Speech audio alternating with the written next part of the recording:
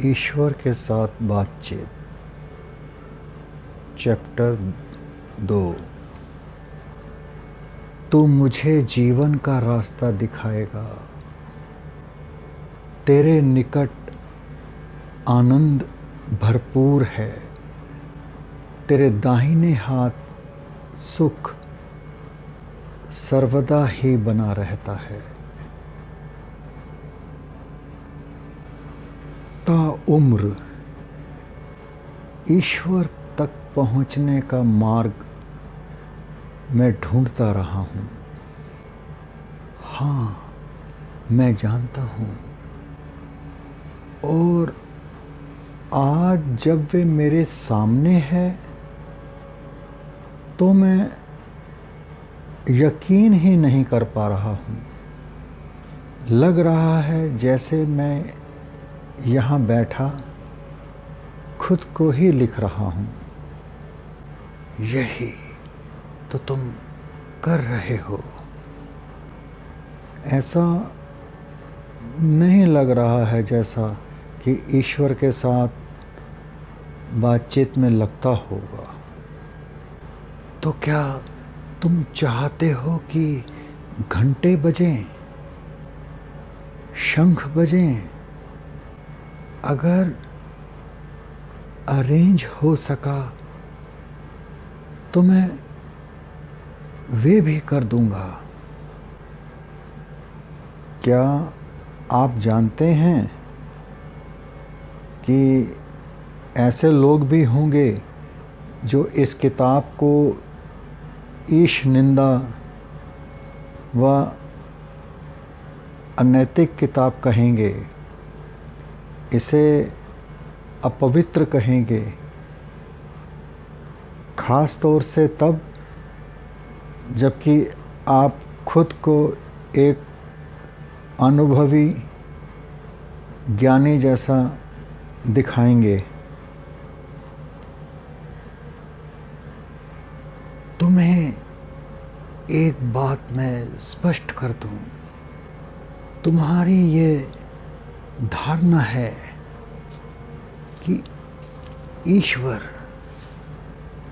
तुम्हारे जीवन में सिर्फ एक ही तरह से जाहिर हो सकता है, और यही एक बहुत खतरनाक धारणा है।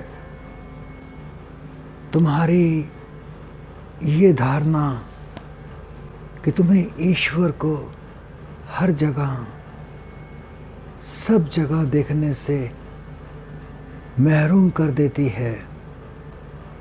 अगर तुमको लगता है कि ईश्वर केवल एक ही मार्ग पर चलने से दिखता है, अगर तुमको लगता है कि ईश्वर केवल एक ही रास्ते पर चलने से दिखता है, या एक ही तरह से सुनाई देता है, या एक ही तरह के रूप में रहता है, तब तो तुम दिन रात मुझे ढूंढते ही रह जाओगे। अपना सारा जीवन ईश्वर को तलाशते ही रह जाओगे, मगर उसे खोज नहीं पाओगे, क्योंकि तुम किसी उसको ढूंढ रहे होगे। ये मैं एक मिसाल के तौर पर कह रहा हूँ। यही व्यक्तिगत विश्वास तुम्हें ईश्वर को हर जगह सब जगह देखने से वंचित कर देता है। तुमको लगता है कि ईश्वर केवल एक ही रास्ते पर चलने से दिखता है, या एक ही तरह से सुनाई देता है, या एक ही तरह के रूप में रहता है, तब तो तुम दिन रात मुझे ढूंढते ही रह जाओगे। अपना सारा जीवन ईश्वर को तलाशते ही रह जाओगे, लेकिन उसे खोज नहीं पाओगे, क्योंकि तुम किसी उसको ढूंढ रहे होगे। ये मैं एक मिसाल के तौर पर कह रहा हूँ। ये कहा गया है कि अगर तुम ईश्वर को कण से लेकर पर्वत तक हर छोटी बड़ी चीज में नहीं देखते हो, तो फिर तुम आधा अधूरा जीवन ही जी रहे हो। ये एक बड़ा सच है। ईश्वर दुख में भी है, सुख में भी है, और कड़वाहट में भी है, और मिठास में भी है। हर चीज के पीछे एक डिवाइन पर्पस है। इसीलिए हर चीज में डिविनिटी का वास रहता है। एक बार मैंने एक किताब लिखना शुरू किया था, सलामी सैंडविच। वे एक बढ़िया किताब रहती, मैंने ही उसे लिखने की प्रेरणा दी थी, लेकिन तुमने उसे लिखा क्यों नहीं? वे धर्म विरोधी, बेतुकी जैसी लगी थी, बहुत ही इर्रेवरेंट तो लगी ही। तुम्हारा मतलब है वंडरफुली इर्रेवरेंट। ये तुम्हें किसने बता दिया कि ईश्वर केवल रेवरेंट ही होता है, भक्ति युक्त ही होता है? ईश्वर भी ऊपर नीचे है, ठंडा गर्म है, दाएं बाएं है, मान अपमान वाला है, और रेवरेंट और इर्रेवरेंट है। क्या तुम सोचते हो ईश्वर हंस नहीं सकता? क्या तुम कल्पना कर सकते हो कि ईश्वर भी अच्छे चुटकुलों का आनंद लेता है? क्या तुम ऐसा मानते हो कि ईश्वर आनंद महसूस करना, व्यक्त करना नहीं जानता? लेकिन ये बात जान लो कि ईश्वर ने ही हंसी को, खुशी को, हंसी मजाक को इजाद किया है। तुम जब भी मुझसे बात करो, तब क्या शांत स्वर में ही बात करना आवश्यक है? क्या बदजुबानी या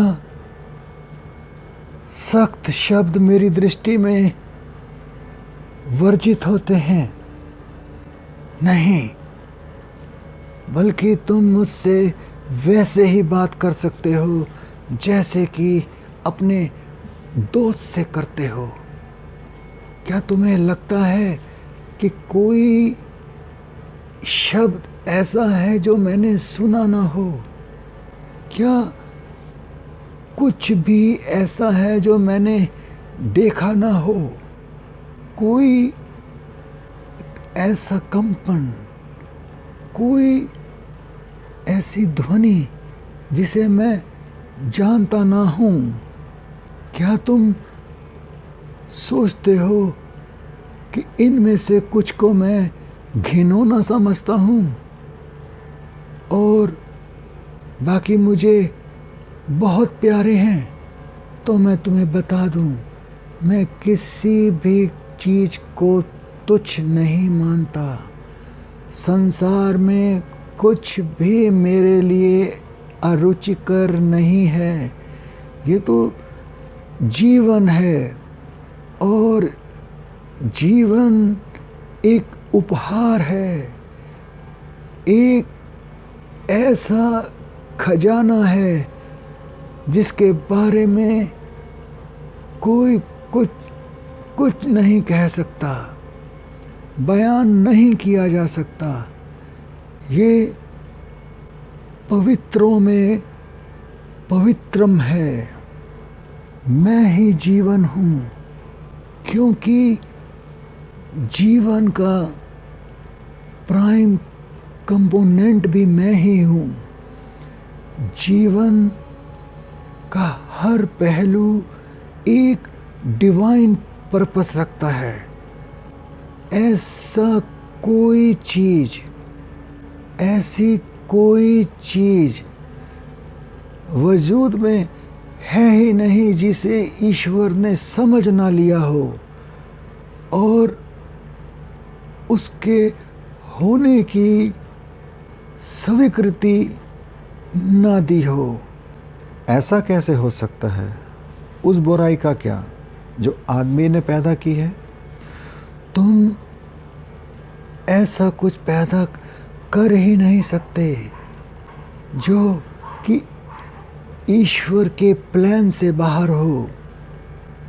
ना कोई विचार, ना कोई वस्तु, ना कोई घटना और ना ही किसी भी तरह का कोई भी अनुभव, क्योंकि ईश्वर का प्लान तुम्हारे लिए ये है कि वे ऐसा सब कुछ पैदा करे जो कि तुम चाहो। कुछ भी इसी प्रकार की आज़ादी में ही बसा रहता है। ईश्वर का ये अनुभव कि वे ईश्वर है, और यही वे अनुभव है जिसके लिए मैंने तुमको रचा है और जीवन को भी। बुराई तो वे है जिसे तुम बुराई कहते हो। मैं तो उसे भी प्रेम करता हूँ, क्योंकि जिसे तुम बुराई कहते हो उसी के जरिए तो तुम अच्छाई को जान पाते हो। केवल उसी के जरिए तुम ईश्वर के काम को जान पाते हो, जिसे कि तुम शैतान का काम कहते हो। मैं ठंडे को भी उतना ही प्रेम करता हूँ जितना कि गर्म को, ऊंचे को भी उतना ही जितना कि नीचे को, बाएं को भी उतना ही जितना कि दाएं को। ये सब रिलेटिव हैं। ये सब जो है का ही तो हिस्सा है। जितना प्रेम मैं बुराई को करता हूँ, अच्छाई को उससे ज़्यादा नहीं करता हूँ। हिटलर स्वर्ग को गया है। जब तुम ये बात समझ जाओगे तब तुम ईश्वर को समझ जाओगे। लेकिन मैं तो इस विश्वास के साथ पला बड़ा हूँ कि अच्छाई और बुराई का वजूद तो है ही। सही और गलत एक दूसरे के विपरीत तो हैं ही, और ईश्वर की नज़र में कुछ चीज़ें ठीक नहीं हैं, सही नहीं हैं, मंजूर नहीं हैं।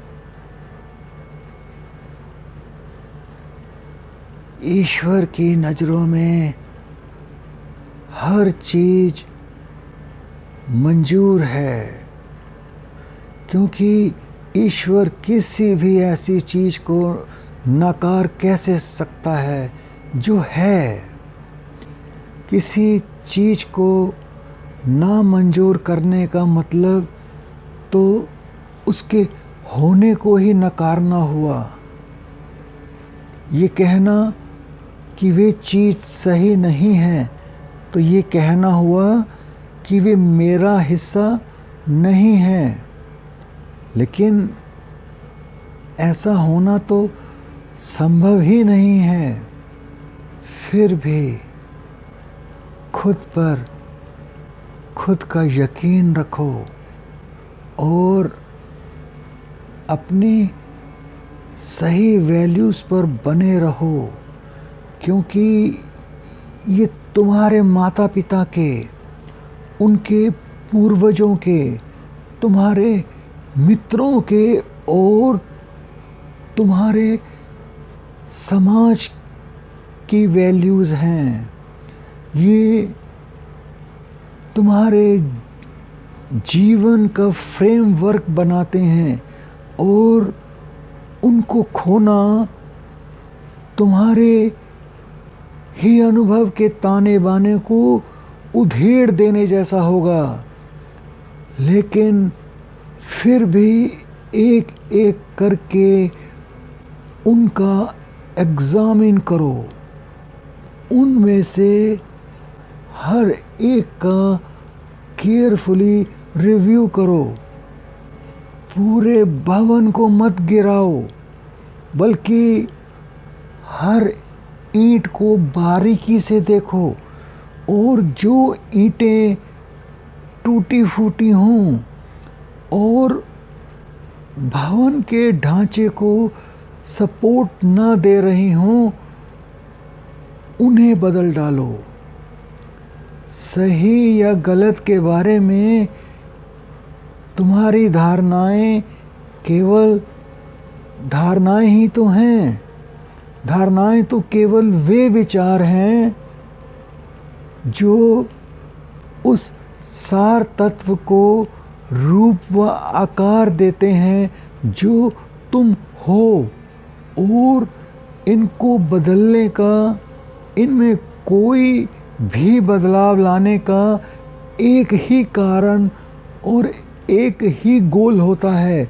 जो तुम हो उससे अगर तुम खुश नहीं हो, अगर तुम खुश हो तो ये केवल तुम जान सकते हो।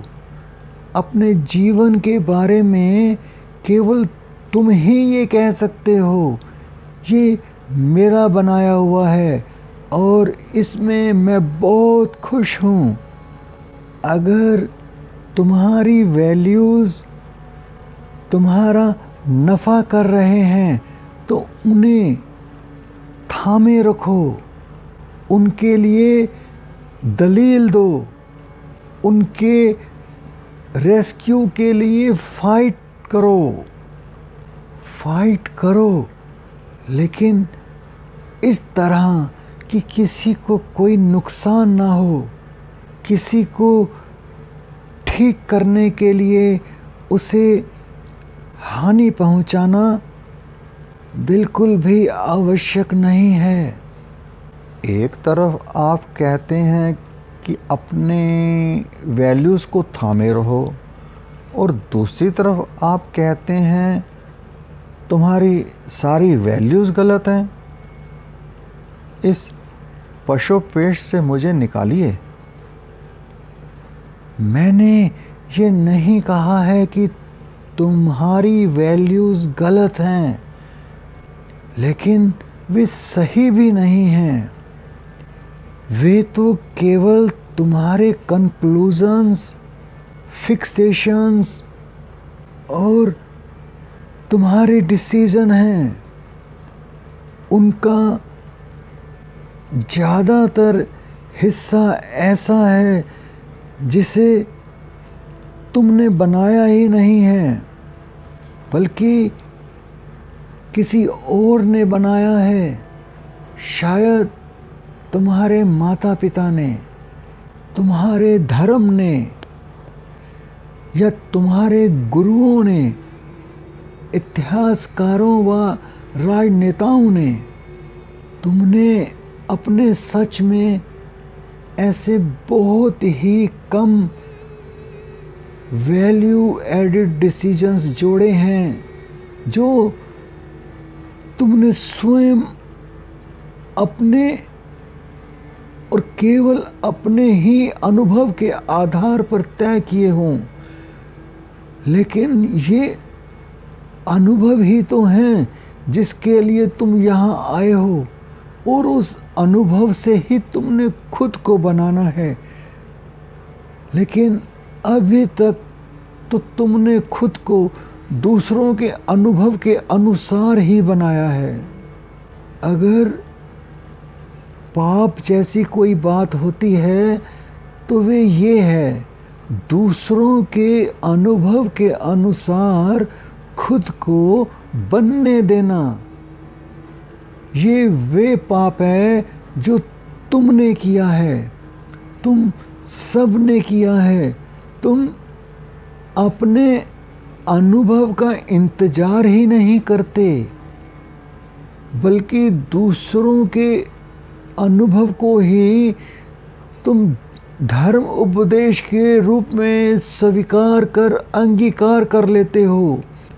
और फिर जब तुम पहली बार अपने हकीकतन अनुभव का सामना करते हो, तब भी सामने आने वाले सच के ऊपर तुम उसे पेस्ट कर देते हो जो कि तुम पहले से ही मानते आए हो। अगर तुम ऐसा नहीं करते तो तुम एक बिल्कुल ही अलग अनुभव पा गए होते। एक ऐसा अनुभव जो तुम्हारे पूर्ववर्ती गुरु या सोर्स को गलत सिद्ध कर देता। ज़्यादातर मामलों में तुम अपने माता पिता को, अपने मत विशेष को, अपने धर्म को, अपनी परंपराओं को, अपने पवित्र धर्म ग्रंथों को कभी गलत ठहराना ही नहीं चाहते हो। और इसलिए जैसा सोचने के लिए तुम्हें पढ़ाया सिखाया गया है, उसके मुकाबले तुम हमेशा ही उसे नकार देते हो जो कि तुमने खुद स्वयं अनुभव किया होता है। इस बात को तुम मनुष्यों के किसी अन्य व्यवहार में देखने की अपेक्षा सबसे अच्छी तरह तुम्हारे उस व्यवहार से देखा जा सकता है जो तुम लोग सेक्स के बारे में दर्शाते हो।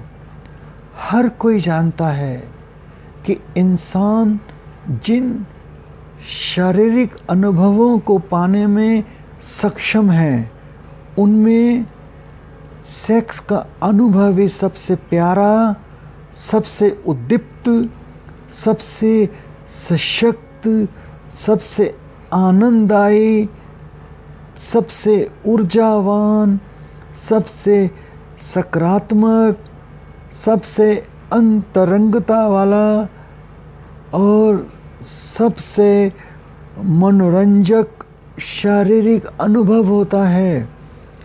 अनुभव द्वारा इस बात की खोज खबर कर लेने के बाद भी सेक्स के बारे में तुमने दूसरों के द्वारा प्रचारित उन पुरानी मान्यताओं को ही अंगीकार कर रखा है, जिनमें कि उन सभी का ये स्वार्थ समाहित था कि तुम्हें वैसा सोचना चाहिए जैसा कि वे सोचते हैं।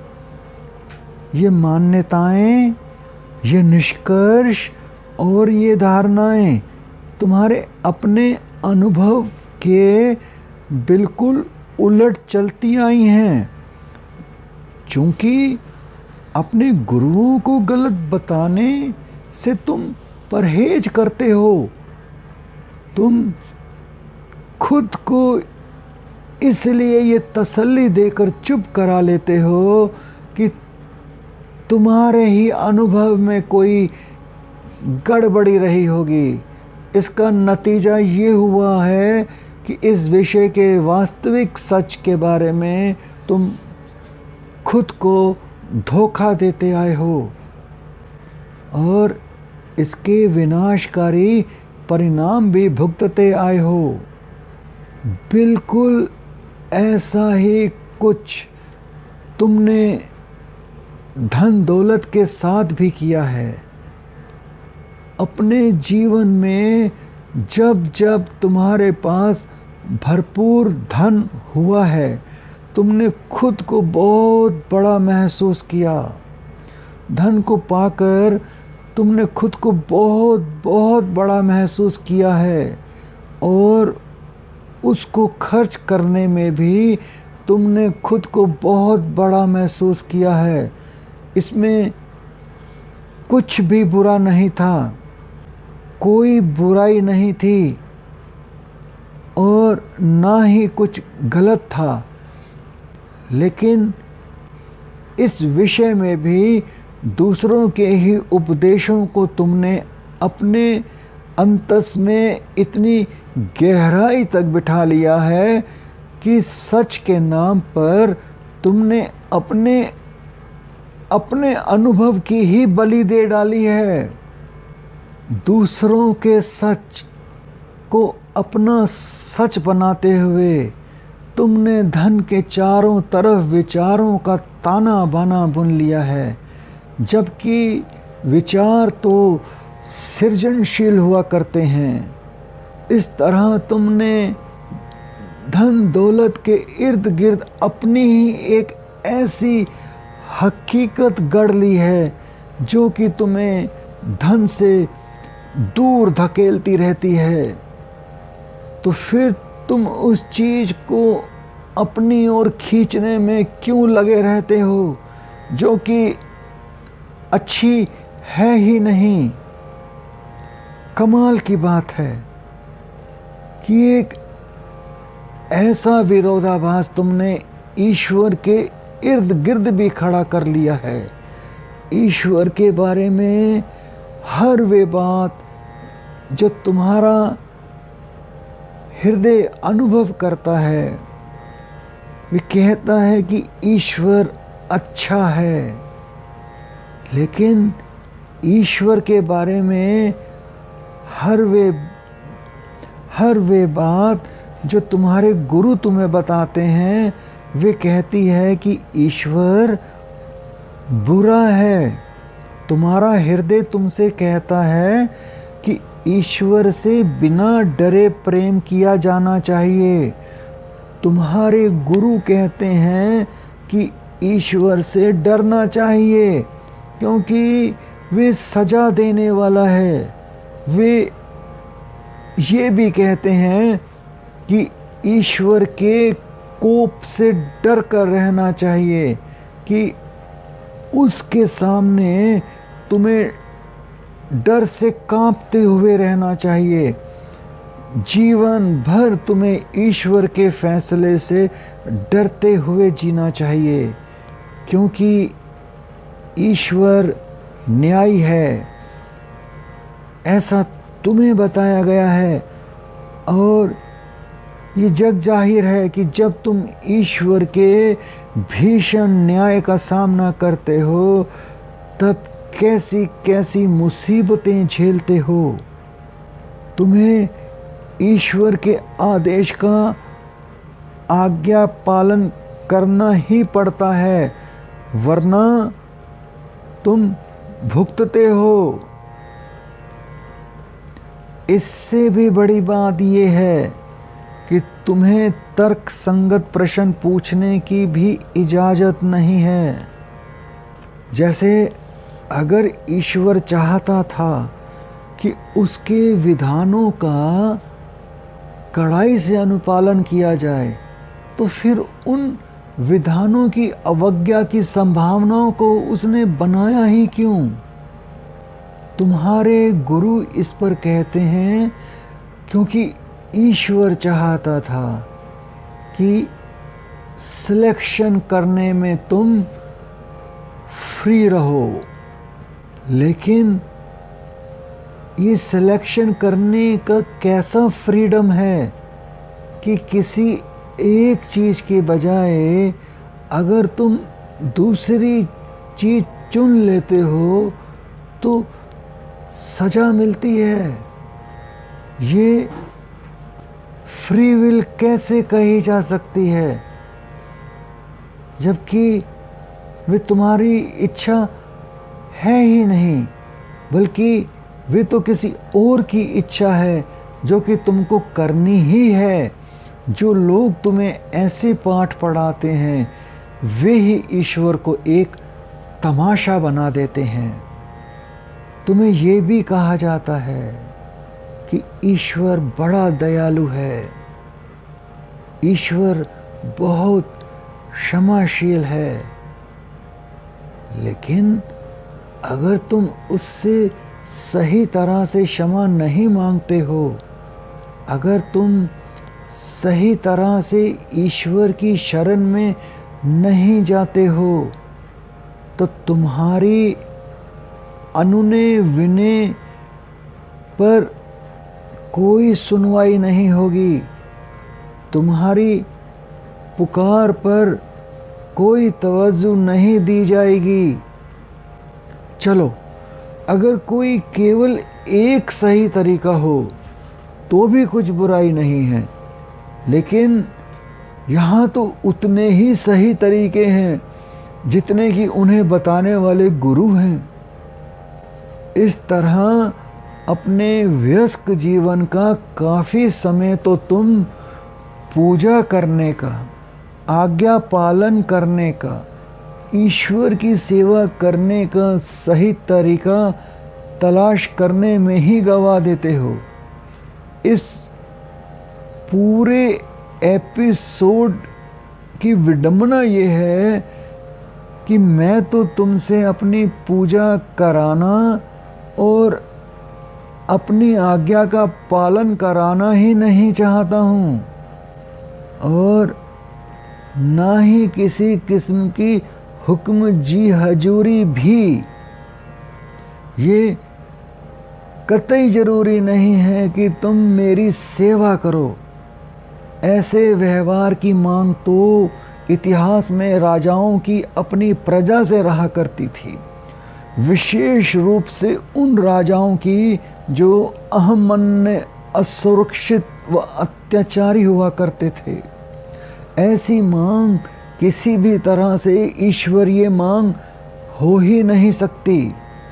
और ध्यान देने वाली बात यह है कि दुनिया अभी तक इस नतीजे पर पहुंची ही नहीं है कि ये मांग नितांत कपटपूर्ण है।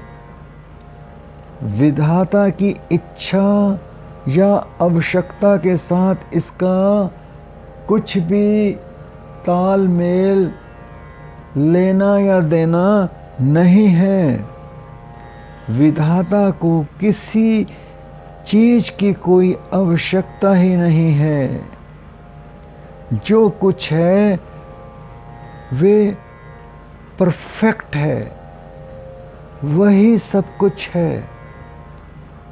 इसलिए वे ना तो कुछ चाहता है और ना ही उसे कैसा भी कोई अभाव है। अगर तुम किसी ऐसे ईश्वर में विश्वास रखना चाहते हो जो किसी अभाव में है और जिसे कुछ चाहिए, कुछ भी, और वे चीज़ ना मिलने पर वे नाराज होता हो और उन लोगों को सजा देता हो जिनसे कि वे चीज़ मिलने की उसे उम्मीद थी, तो तुम एक ऐसे ईश्वर में विश्वास कर रहे होते हो जो मेरी अपेक्षा बहुत बहुत बोना है। तब सच में तुम एक बोने ईश्वर की संतान बन जाते हो। नहीं मेरे बच्चों, ये लिखते हुए मैं पुनः तुमसे निश्चयपूर्वक कहना चाहता हूँ कि मैं आवश्यकता रहित हूँ। मुझे कुछ भी नहीं चाहिए। इसका मतलब ये नहीं है कि मैं इच्छा रहित हूँ। इच्छा और आवश्यकता दो अलग अलग चीज़ें हैं। हालांकि तुम में से बहुतों ने अपने वर्तमान जीवन में इन दोनों को एक ही मान लिया है। दरअसल इच्छा तो प्रत्येक सृजन की शुरुआत होती है। सृजन के लिए इच्छा सबसे पहला विचार होती है। आत्मा के भीतर एक उत्कृष्ट भाव होती है। ये ईश्वर ही होता है जो ये चुन रहा होता है कि अगला सृजन क्या किया जाए। लेकिन ईश्वर की इच्छा होती क्या है? पहलो पहल तो मैं स्वयं को अनुभव करने की इच्छा करता हूँ, अपनी पूरी ग्लोरी में, ये जानने के लिए कि मैं कौन हूँ, तुमको और यूनिवर्स में दूसरी दुनियाओं को रचने से पहले मेरे लिए ये अनुभव करना इम्पॉसिबल था। दूसरे, मेरी इच्छा रहती है कि तुम भी ये जानो और अनुभव करो कि वास्तव में तुम कौन हो, उच्च शक्ति के माध्यम से जो कि खुद को जिस तरह चाहो उस तरह रचने और अनुभव करने के लिए मैंने तुम्हें दी है। तीसरे, मेरी इच्छा ये रहती है कि पूरी जीवन प्रक्रिया अब के हर पल में एक सदा आनंद, निरंतर सृजन, अनंत विस्तार और पूर्ण मनोरथ का अनुभव बनी रहे। मैंने एक परिपूर्ण प्रणाली स्थापित की है जिसके द्वारा ये इच्छाएं पूरी हो सकें। ये पूरी हो रही हैं अब में, इस पल में। तुम्हारे और मेरे बीच अंतर ये है कि मैं ही ये जानता हूँ। अपने पूर्ण ज्ञान के पल में, जो कि किसी भी समय तुम पा सकते हो, तुम भी वैसा ही महसूस कर सकते हो जैसा कि मैं हमेशा करता हूँ। पूर्णतया आनंदमय, प्रेममय, स्वीकार्यतापूर्ण, सुखद व कृतज्ञतापूर्ण। और इस बातचीत का समापन होने से पहले ही मैं तुम्हें बताऊंगा कि अपने जीवन में इनको अपना कर तुम्हारे जीवन में कैसे पाकीज़गी ला सकते हो। ये तुम्हारे छोटे से प्रश्न का एक लंबा सा उत्तर है। हाँ, अपनी वैल्यूज़ को थामे रहो, तब तक थामे रहो जब तक तुम्हें लगे कि वे तुम्हारा कोई नुकसान नहीं कर रहे हैं। फिर भी ये देखो कि अपने विचारों, शब्दों और कार्यों के साथ जिन वैल्यूज़ को तुम निभा रहे हो, क्या वे तुम्हें तुम्हारे अनुभव के उस आकाश तक ले जाते हैं जिसकी सर्वोच्च तथा सर्वोत्तम धारणा स्वयं के लिए तुम्हारे मन में कभी रही है?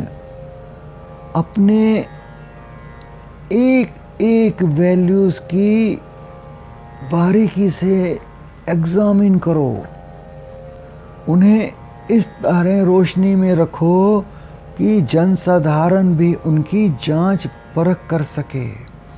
अगर संसार को तुम बिना संकोच बता सको कि तुम कौन हो और तुम्हारा विश्वास क्या है, तो तुम स्वयं के साथ सुखी रहोगे। अब मेरे साथ इस बातचीत को आगे बढ़ाने का कोई कारण नहीं है, क्योंकि तुमने स्वयं को रच लिया है।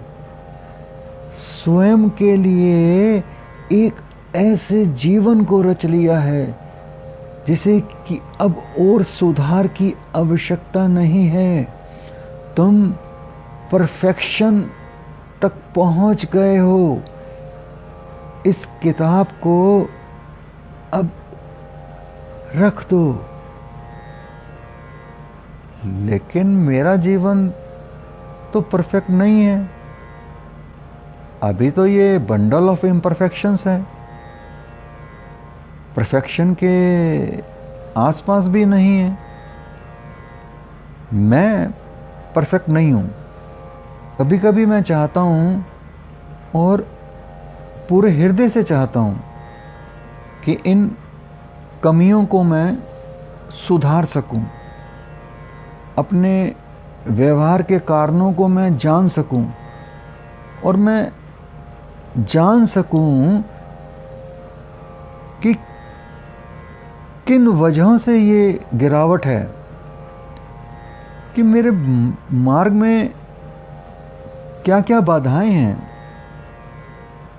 इसलिए तो मैं आपके पास आया हूं, क्योंकि मुझे लगता है कि इन सवालों के जवाब मैं स्वयं नहीं ढूंढ पाऊंगा। मुझे खुशी है कि तुम आए। मैं तो तुम्हारी मदद के लिए हमेशा हमेशा ही तैयार रहता हूँ। मैं अभी भी तुम्हारे पास ही हूँ। तुम्हें अपने मुतल्लिक जवाब तलाश करने की आवश्यकता नहीं है। तुम्हें ऐसा कभी करना भी नहीं पड़ा है। लेकिन ये बात एक असंभव सी बात लगती है। मैं इतनी आसानी से बैठा हुआ आपसे बात कर रहा हूँ, और ये कल्पना से परे की बात लगती है कि आप स्वयं ईश्वर मेरे प्रश्नों का उत्तर दे रहे हैं। मेरा मतलब कि ये एक पागलपन जैसा लगता है। तो इसका मतलब है कि बाइबल के लेखक तो समझदार थे, लेकिन तुम पागल हो। बाइबल के लेखक तो क्राइस्ट के जीवन के गवाह थे। जो कुछ उन्होंने देखा हुआ सुना, उसे उन्होंने विश्वसनीयता के साथ दर्ज किया था। ना, अपनी गलती सुधार लो। न्यू टेस्टामेंट के अधिकांश लेखकों ने अपने जीवन में ना तो कभी जीसस को देखा था, और ना ही वे कभी जीसस से मिले थे। जीसस के दुनिया से चले जाने के कई साल बाद वे लोग इस दुनिया में आए थे। यदि जीसस कभी उन्हें रास्ते में मिल भी जाते तो वे तो उन्हें पहचान भी नहीं सकते थे। लेकिन बाइबल के लेखक बड़े विश्वासी लोग थे और महान इतिहासकार थे। उन्होंने वे किस्से कहानियाँ उठा ली थीं जो उनके पूर्वजों द्वारा पीढ़ी दर पीढ़ी सौंपी जाती रही थी, और इस तरह उनके द्वारा लिखित ये एक दस्तावेज तैयार कर दिया गया था। लेकिन अंतिम रूप से लिखित बाइबल में बाइबल के लेखकों ने सारी बातें शामिल नहीं की थी। तभी तो जल्दी ही जीसस की शिक्षाओं के इर्द गिर्द चर्च खड़े कर दिए गए, और जैसा कि हमेशा हुआ करता है कि जब कभी भी और जहाँ कहीं भी किसी सशक्त विचार के इर्द गिर्द लोगों का जमावड़ा हो जाता है, यहाँ भी उन चर्चों में उस भीड़ में कुछ लोग ऐसे छा गए थे जो ये तय कर रहे थे कि जीसस की कहानी में कौन से भाग का उल्लेख किया जाए और किस तरह किया जाए। काटने, छांटने व संपादित करने की ये कार्रवाई उनकी सभाओं के और ईसा उपदेशों व बाइबल के लेखन व प्रकाशन के दौरान तक जारी रही। मूल ग्रंथ के लिखे जाने के कई सौ साल बाद भी हाई काउंसिल ऑफ चर्च ने एक बार पुनः डिसाइड किया कि कौन कौन से डॉक्ट्रिन और कौन कौन से सच ऑफिशियल बाइबल में जोड़े जाएं और कौन कौन सी डॉक्ट्रिन व सच जन मानस के सामने प्रकट करना अनहेल्दी हो सकता है। इनके अलावा कुछ और पवित्र धार्मिक ग्रंथ भी थे जो कि प्रेरित होकर जन साधारण लोगों ने ही लिखे थे। उनमें से कोई भी तुमसे अधिक पागल नहीं था। क्या आप ये संकेत दे रहे हैं कि ये जो कुछ हम लिख रहे हैं वे भी एक समय आने पर पवित्र ग्रंथ बन जाएगा? मेरे बच्चे, जीवन में हर चीज पाक है, पवित्र है और इस पैमाइश पर हाँ, ये भी पवित्र ग्रंथ ही है।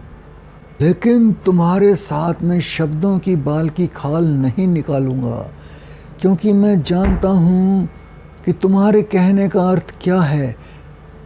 नहीं, मैं ये संकेत नहीं दे रहा हूं कि एक दिन ये किताब एक पवित्र ग्रंथ बन जाएगी। कम से कम कुछ 100 वर्षों तक तो नहीं, या तब तक नहीं जब तक कि ये भाषा प्राचीन भाषा नहीं माने जाने लगेगी। देखो, समस्या ये है कि इस किताब की भाषा एकदम साधारण बोलचाल वाली है, समकालीन है। लोगों को ऐसी मान्यता है कि अगर ईश्वर तुमसे सीधे बातचीत करेगा तो उसकी बोली ऐसी थोड़ी ही होगी जैसे कि पड़ोसी की होती है। ईश्वर की भाषा की संरचना देवताओं जैसी ना भी हो, कम से कम एक ऐसे रूप की तो होनी ही चाहिए जिसमें कुछ ईश्वर सा सरीखा भाव तो हो। मैंने पहले भी कहा है, जैसे ये तो समस्या का एक भाग है। लोगों में ये भाव रहता है कि ईश्वर केवल एक ही रूप में दर्शन देता है और उस रूप का उल्लंघन करने वाली हर बात को धर्म विद्रोही, अनैतिक व अपवित्र मान लिया जाता है। जैसा कि मैं भी कह रहा था। हाँ, जैसा कि तुम भी कह रहे थे। चलो, अब हम तुम्हारे प्रश्न की गहराई में उतरते हैं। तुम ऐसा क्यों सोचते हो कि ईश्वर के साथ बातचीत करने लायक होना एक पागलपन है? क्या तुम प्रार्थना करने में विश्वास नहीं रखते हो? हाँ, रखता हूँ, लेकिन वे अलग बात है। प्रार्थना में तो मेरी तरफ से ही की जाने वाली एक तरफा बात होती है। मैं तो बस मांगा करता हूँ और ईश्वर बस गुमसुम सा सुनता रहता है। क्या ईश्वर ने तुम्हारी प्रार्थना का जवाब कभी नहीं दिया? हाँ, दिया तो है, लेकिन शब्दों में कभी नहीं। मेरे जीवन में ऐसी तमाम तरह की चीज़ें हैं जो मैं मानता हूँ कि वे मेरी प्रार्थना का ही जवाब है, यानी मेरी प्रार्थना का डायरेक्ट आंसर। लेकिन ईश्वर मुझसे कभी बोला नहीं है। ओह, तो जिस ईश्वर में तुम्हारी आस्था है, तुम विश्वास करते हो, वे ईश्वर कुछ भी कर सकता है, बस बोल नहीं सकता।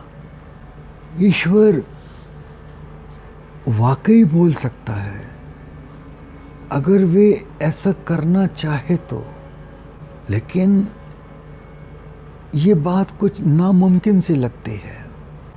ईश्वर वाकई बोल सकता है अगर वे ऐसा करना चाहे तो, लेकिन ये बात कुछ नामुमकिन सी लगती है कि ईश्वर मुझसे बोलना चाहता है। यही बात हर समस्या की बुनियाद है जो तुम अपने जीवन में अनुभव करते हो।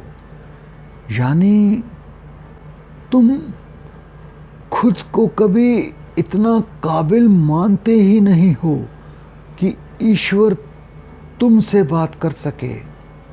अगर तुम खुद को इसके लिए नाकाबिल मान ही बैठे हो कि मैं तुमसे बात करूं, तो फिर तुम कभी मेरी आवाज़ को सुनने की आशा भी कैसे कर सकते हो। मैं तुम्हें एक बात बता दूं कि बिल्कुल अभी अभी मैं एक मिराकल कर रहा हूं। न केवल मैं तुमसे बात कर रहा हूं, बल्कि हर उस सज्जन से बात कर रहा हूं जिसने कि ये किताब उठाई है और जो इन शब्दों को पढ़ रहा है। उनमें से हर एक से अब मैं बात कर रहा हूं। मैं जानता हूं उनमें से हर एक कौन है। मैं जानता हूं कि इन शब्दों तक कौन पहुंचने वाला है, और मैं ये भी जानता हूं कि जैसा कि मेरे पहले के कम्युनिकेशंस के साथ होता आया है, उनमें कुछ तो इन्हें ध्यान से सुनेंगे, समझेंगे, लेकिन कुछ इन्हें केवल सुनेंगे, लेकिन उनकी समझ में कुछ भी नहीं पड़ेगा।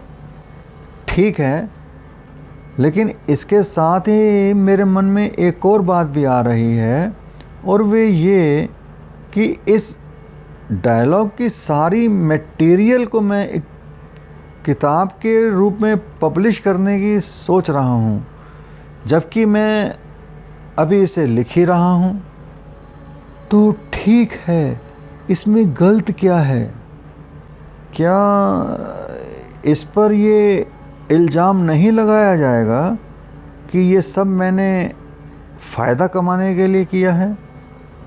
क्या इससे ये सारी बातचीत शक के घेरे में नहीं आ जाएगी? क्या तुम्हारा इरादा ये है कि कुछ ऐसा लिखा जाए जिससे कि तुम्हें बहुत सारा पैसा मिले? नहीं, पैसा कमाने के इरादे से मैंने ये लिखना शुरू नहीं किया। मैंने इस डायलॉग को कागज़ पर इसलिए लिखना शुरू किया है क्योंकि 30 वर्षों से इन सवालों की भड़ास मेरे दिमाग में भरी चली आ रही है। इन सवालों के जवाब पाने के लिए मैं तड़प रहा था, बेचैन था। ये विचार तो बाद में आया कि इसे किताब के रूप में पब्लिश भी कर दिया जाए। ये विचार मेरी तरफ से ही तुम्हें मिला है। आपकी तरफ से? हाँ, क्या तुम्हें लगता है कि इन अद्भुत प्रश्नों व जवाबों को मैं यूं ही नष्ट हो जाने देता? ऐसा तो मैंने सोचा भी नहीं था। मैं तो बस अपने सवालों के जवाब चाहता था। अपने फ्रस्ट्रेशंस का अंत करना चाहता था, अपनी तलाश को पूरा करना चाहता था। ये अच्छी बात है। इसलिए अब अपनी नीयत पर, अपने इरादे पर शक मत करो, जो कि तुम हमेशा करते आए हो, और इस बातचीत को आगे बढ़ाओ।